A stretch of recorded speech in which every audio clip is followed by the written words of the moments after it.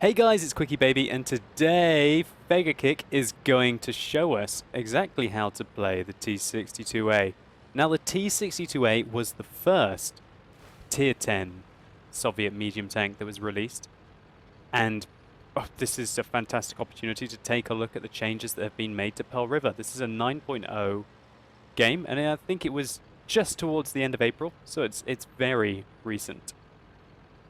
Now Kick is using the fact that the middle of this map has been opened up and the fairly good speed of the T62A, not quite as fast as the Object 140, but still it's decent enough to be able to literally navigate across the whole of the map to be able to see right onto the other side and get the early spots. So, just under a minute has elapsed. Already, Kick is taking his first shots. As we can see here, he has to expose quite a lot of his tank because of his gun depression. It's 5 degrees in the T62A. He figures out the angle that he should have found at the beginning to avoid fire, but be able to get nice shots in there. And immediately there you go, if you're wondering about the opportunities that the middle of the map brings to you in 9.0 version of Pearl River, there you go. You might be able to breach the middle of the map very quickly and get early spots. However, of course, you do run the risk of either getting caught out by players that will literally just stop and aim up at you. Looks like they're very inexperienced as well on this new version of the map, and God, you think I wouldn't expect a T62A to be there that quickly. Now looking at the matchup that Kick has here, it's a mixed match really. They do have 6 tier 8s. Sorry, make that. Yeah, 6 tier 8s, 3 tier 9s, and then the rest are tier 10s. And interestingly for him, there are quite a lot of hit points on the enemy team, as they do have 3 top tier German heavy tanks. Now, having poked the middle of the map, I made a couple of shots, one which was successful. Kick is going to show you how the western side is very approachable from this position. The enemies are being very offensive along that side of the map, and that has allowed him to take a position which I would say is very defensive, but make good use of it. So the Leopard's hull armor there really showing its weakness. It's fantastic 100mm with an awesome rate of fire, as you're seeing, able to rip through this Leopard very quickly. Now Kick is showing you exactly how to side scrape there, albeit the T62A does not have the best hull armor. Side scraping a little bit too much there. The Leopard puts a shot through his tracks, but totally worth it. He took one shot to do 1,000 points of damage to a Leopard. Great result.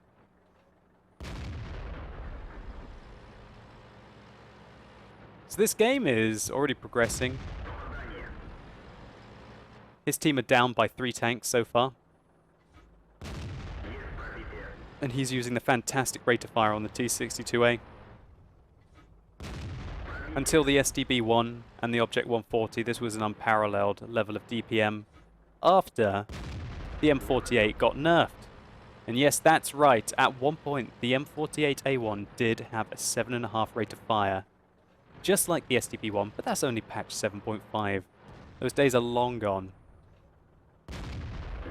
The T62A has remained practically unchanged, or it could be completely unchanged, since the release of the Tier 10 medium tanks in 7.5, and it's still an absolute performer.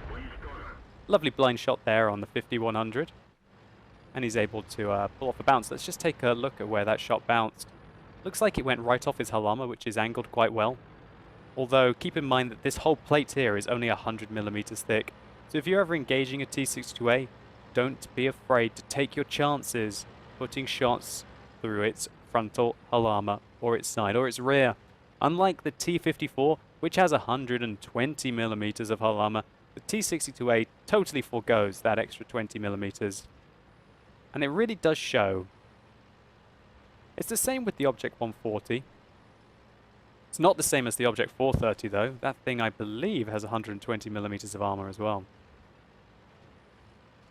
Now Kick has seen that, right, well, that western flank appears to be lost, so he's going to try and breach the middle to try and put pressure on the enemies that are in the east. Now, fantastic opportunity here. A T28, too slow to really leave the base. And he's chewing it up without even getting spotted. And really, tier 10 medium tanks versus tier 8 tanks, it's not good. It's really not good for the enemy. He would have far rathered that he was getting shot by maybe an FV4202. Wouldn't have had that same kind of DPM.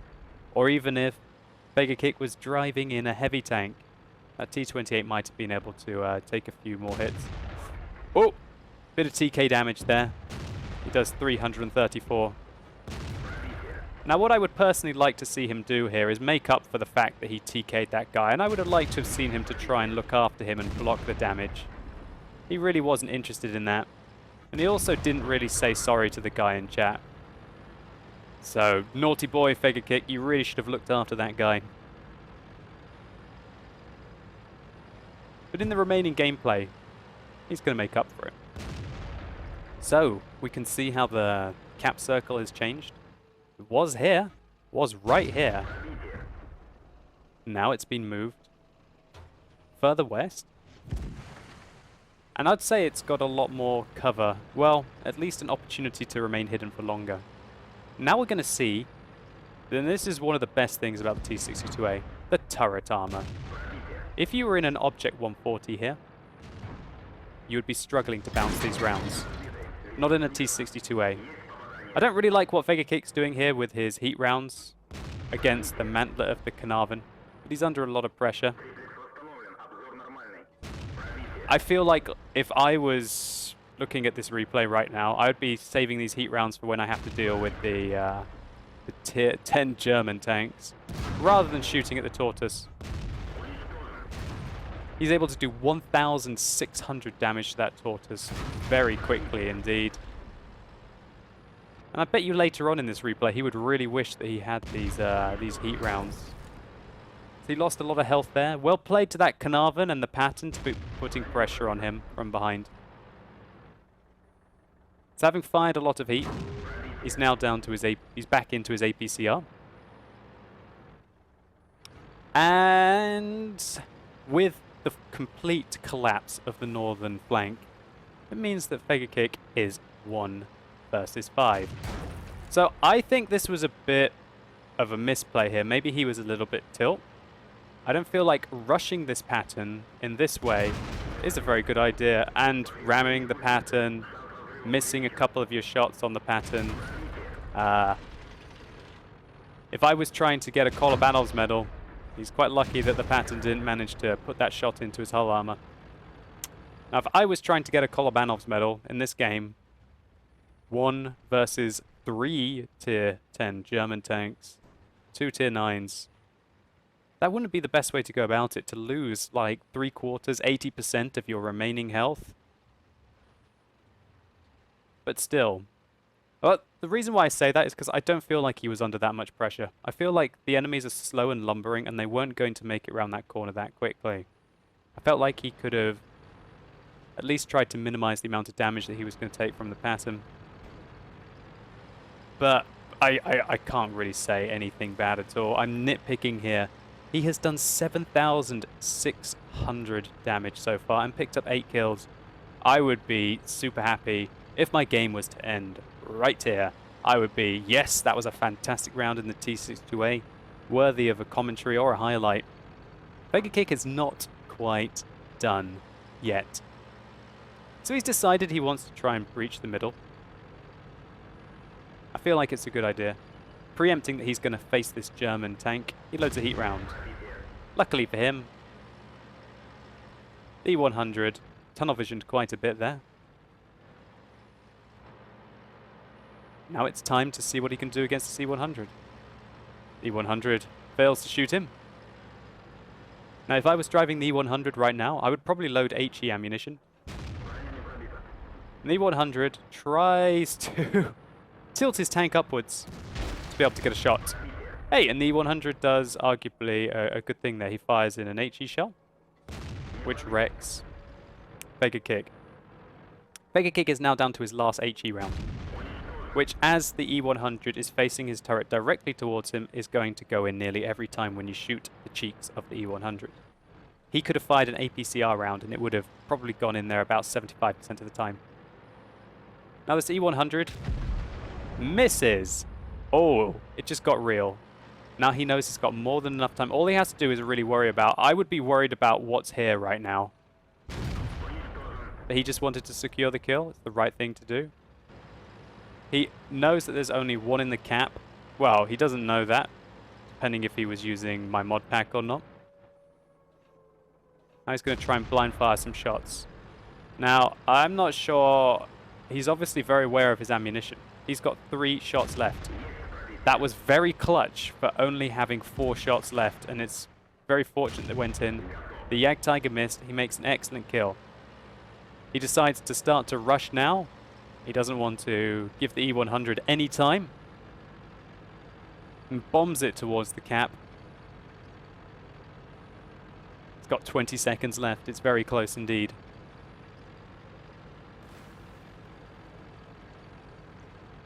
And looking at this, where do we think the E100 is going to be? He's not there. 5, 4, 3, 2, 1. Wow. Wow, wow, wow. That was a great shot there. It was through bushes. He used third person to find the lower plate of the E100. He just knew because of the outline of the E100 where its fat lower plate was. Lucky for him, the E100 was slow to shoot. E100 really should have loaded an HE round there. And arguably should have angled his armor better altogether. Still, I'm not going to take anything away from Vega Kick here. 12 kills in a T62A and a Tier 10 Kolobanov's medal. And 9,500 damage. That's simply an absolutely huge result. Now in this replay, I really just want to talk about a couple of things about the T62A here. I personally prefer the Object 140 because it's faster, it weighs less, and it also has an extra degree of gun depression. But one thing that we saw in this replay that the Object 140 definitely couldn't do is bounce so many rounds off its turret. Look at these dings. Here. I'm not sure if this one was a penetrating shot or not. I feel like the only shots that really the T62A did take were the ones that penetrated its hull armor. The only problem is that as you do only have 5 degrees of gun depression, trying to find those positions where you can still be effective with firing at your opponents and only show your turret is very tricky indeed. But Vega Kick showed us some of the positions here, and he was able to pull off a monster game. He defended the base not once, but twice. Let's take a quick look at the post-game stats. So that was a Pools medal, Steel Wall, a Defender, and a Kolobanov's. Vega Kick spent 104,000 credits on ammunition because of all those heat rounds he fired, meaning that even though he made 120,000 credits, which is absolutely gigantic, he still lost 10,000 credits. However, it's not often that you get 1,668 base experience in a Tier 10 tank, pulling off just shy of 10,000 damage. We could see there the great accuracy of the 100mm and Vega Kick's aiming capabilities, 44 out of 48 hit, with 39 of those penetrating. He did just shy of 200 base defense points. That's 2.5 Defender's medals, and due to the amount of time that the game went on and the speed of the T62A, he traveled 4.5 kilometers. I would have liked to have seen a little bit of sportsmanship by Vega Kick in the middle of the game. Maybe he could have defended that T54E1 that he shot in the side, or at least apologized to him. I don't think I didn't see him apologize in the chat. Still, I really like this replay. When you see someone achieve all of these kind of medals in a Tier 10 game, it's so much more special than even in a Tier 8, and infinitely more special in sub-Tier 6. I also wanted to show this replay because it emphasized to me the importance of the T62A turret. My favorite Tier 10 medium tank, the Object 140, might have struggled here and its turret could have been penetrated a few times. I still think that there's very few differences between the two tanks, and really one's just more mobile and has a little bit of extra flexibility with its gun, and the other one has better turret armor. I've also noticed that the ground resistance on the T62A is a little bit better, and I'm not sure how that would go into my calculations of the differences between the mobility of the T62A and the Object 140 with regards to the fact that one's a little bit lighter and its top speed limit is a little higher. I'd like to see a couple of tests. I might try and work something out like that. Anyway, thank you so much, Kick, for this replay. It was really awesome to see, and I hope that you guys enjoyed this video. If you did, please consider rating it down below. I'd really appreciate it. And let me know in the comments what you think, specifically about the new Pearl River and the opportunities it brings, and the age-old discussion of the T62A versus the Object 140. Which is your favorite? Or maybe you're going to bypass that argument altogether and say that you love the Object 430. Also, what do you guys think about the fact that there are 3 Soviet Tier 10 medium tanks in the game, and well, none of the other nations really have even 2? Do you think that's kind of the fact that there are a lot of Soviet tanks historically? Or do you think it's wargaming appealing to the fact that predominantly their market is Russian? Anyway guys, thank you so much for watching. You've been epic, and hopefully I'll see you soon.